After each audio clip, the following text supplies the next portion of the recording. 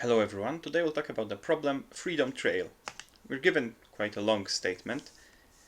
This statement references a quest in Fallout 4, so if you played the game and you want to read the statement to realize what quest it's talking about, then feel free to do so right now. But really the problem is not that difficult to explain. We're given a ring of letters and we want to spell out some word, so in this case we want to spell out GD. What we can do in one step is either rotate that ring in one direction or rotate it in another direction, or we might press this button and then we write out this letter that's currently being at the top, right? So the one that the red arrow is pointing to. So in this case, if we want to write GD, then we start at G, so we can already press the button, then we rotate to O, rotate to D, and then press the button, right? So O goes here, D goes here, so now D is at the top, we press the button. So that's 4 steps, and we have to return the minimum number of steps to spell out the given key word.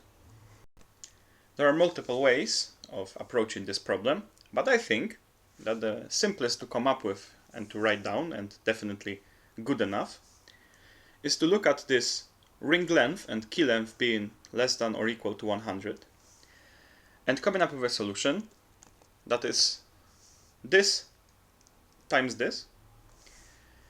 And in that case, what we can think about is the current state that we're in. Now, at the beginning, we're at position, say, 0, when it comes to the ring. So this is position 0, 1, 2, so on. This is position n-1. And you can, at any step, go either up or down to another position. So 1 or n-1, because it wraps up. So this is the position of the ring that we currently have.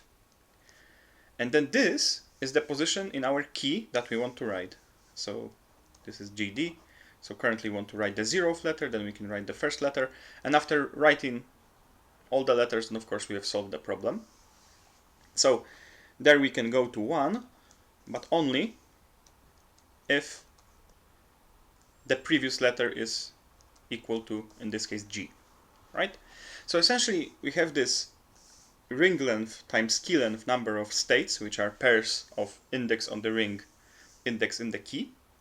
And transitions are simply to rotate the ring in one or another direction, so changes the first coordinate, or we can increase the second coordinate by 1, assuming that the letter that we're currently looking at the first position is the same letter as this positioned letter in key, right? So if ring of I, assuming our pair is ij, is the same as key of j, then we can do this,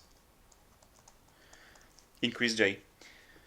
And in that case, we start at our given position, then we can look at all the positions that are reachable in one step, because that will be the shortest way to reach those positions. Then all the positions that are reachable in 2 steps, 3 steps, and so on. So we go step by step in layers. That is, of course, a description of a standard BFS, a standard breadth first search. And in that case, we can just run the BFS, go step by step to things reachable in 1 step, 2 steps, 3 steps, until we reach a state where J is equal to length of key. Because then we've written everything, and that is the earliest that it was possible to write everything. 2 things to note before we look at the code. First of all, we don't have to construct this graph explicitly, because we can just take the pair, and to find out all the 2 or 3 positions reachable from that pair ij, we can just do so straight up. We don't have to have this graph pre-computed. And another thing is, of course, for the BFS to work correctly, we have to make sure that we do not visit the same state more than once, because if we reach it, then we reach it in the earliest possible number of steps, and there is no point in visiting it again. And of course, if we were to visit it again, so if we were to turn here, then in the next step we would turn back. But in that case, the number of steps, the number of times any state will be visited, can be unbounded. And when we run just the simple BFS, then we visit each state only once, which means that the number of steps in our algorithm is the number of states. So it is O of n squared, right? This is length of ring times length of key. Okay, so let's see the code.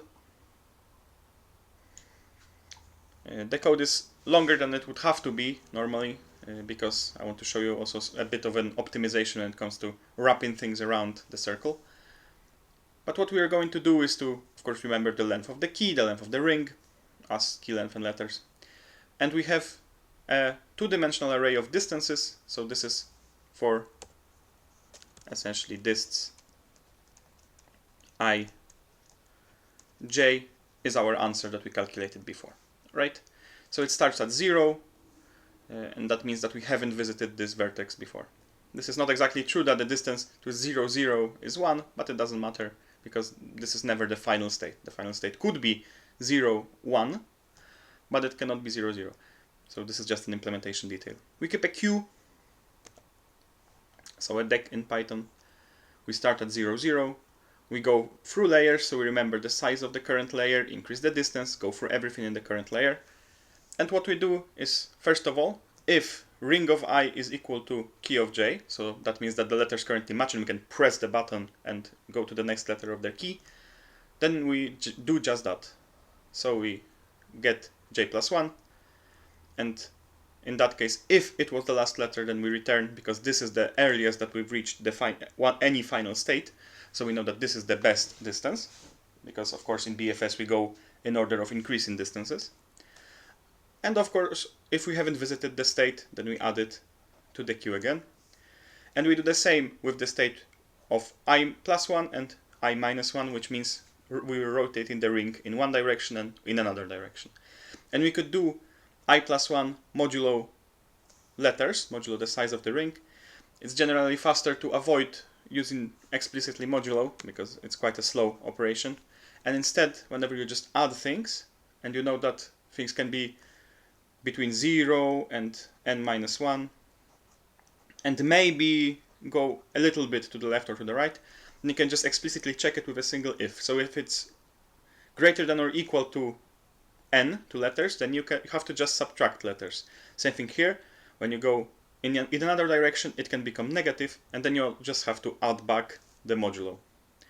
So that's simpler and faster, because you don't have to calculate this whole division and remainder operation, but it's a simple if and a simple addition or subtraction.